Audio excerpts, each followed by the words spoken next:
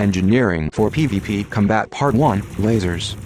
In the following video I will address a few misconceptions pertaining to engineering for player versus player combat, and offer some beginner level tips to help you be less shit and more awesome. If you prefer point and click PvE or solo mode, please fuck off over there. No, further over there. Tip number 1: don't listen to morons. Anyone that boasts that their favorite ship has 2 overcharged or efficient beam lasers, and that they are the best, is quite likely a moron. Anyone that says efficient is your best bet for most engineering is also a moron. Quickly move away from that person. Never speak to them again, unless they are on fire, at which point you should re-engage in engineering chat, tell them how bad their advice was, and extinguish the fire by pissing on them. Additionally, many forum and Reddit posts that come up on Google are archival ancient history, and may lead you down the wrong path, so be aware that things have changed since beyond. Know your lasers. Lasers generally require more power, produce more heat, and drain your weapon's distributor charge quicker than kinetic weapons like multi-cannons. But they don't need any ammunition and they make your penis look bigger, brighter, flashy and less like some kind of spaghetti noodle thing. Pulse lasers offer small amounts of damage per second, but are friendlier on power and distributor drain. You'll get lots of shots off like Peter North at an orgy, and there will be plenty to go round. Pulse lasers are great for getting used to fixed weapon combat, which is where you are going to end up anyway, or in some lame private group. Burst lasers offer the middle ground between tickling your enemy with a feather duster, and melting their face off with a beam laser. Burst lasers offer reasonable damage per second, and okay distributor drain. Move to burst if pulse lasers aren't doing enough damage, and you're in a ship with enough power and distributor juice.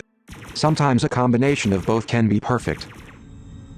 Beam lasers use huge amounts of power, offer the highest damage per second, and suck the life out of your marriage and your distributor charge very quickly.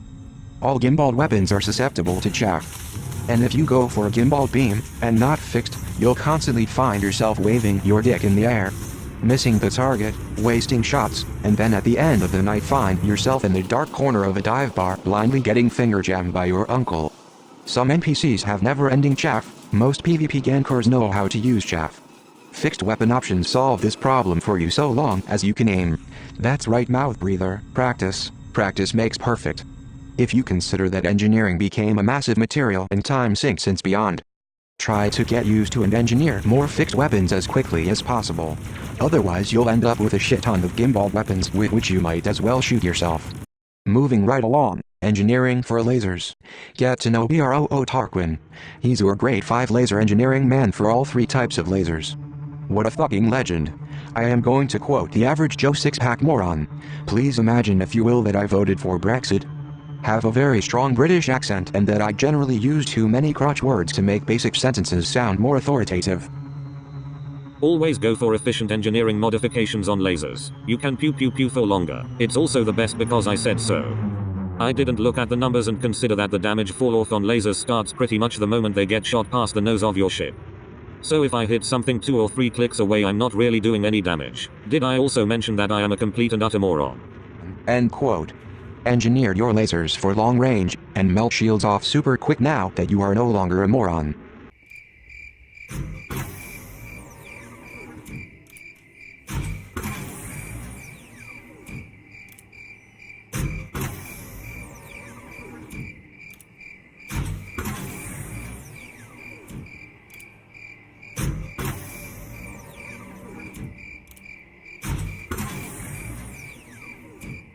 I will repeat for the lad at the back who has drunk too much Guinness and is farting up the room. Long range is your favorite laser's best friend. Also consider engineering some of your pulse or burst lasers for focused if you are going for an all laser combat build. Focused pulse or burst laser modifications increase your max range with a sight damage fall off distance increase, and give you the much needed armor piercing bonus that an all laser ship build desperately needs. This comes with an increase in heat generation, but who cares? With Brexit and Trump, the world is going to burn anyway.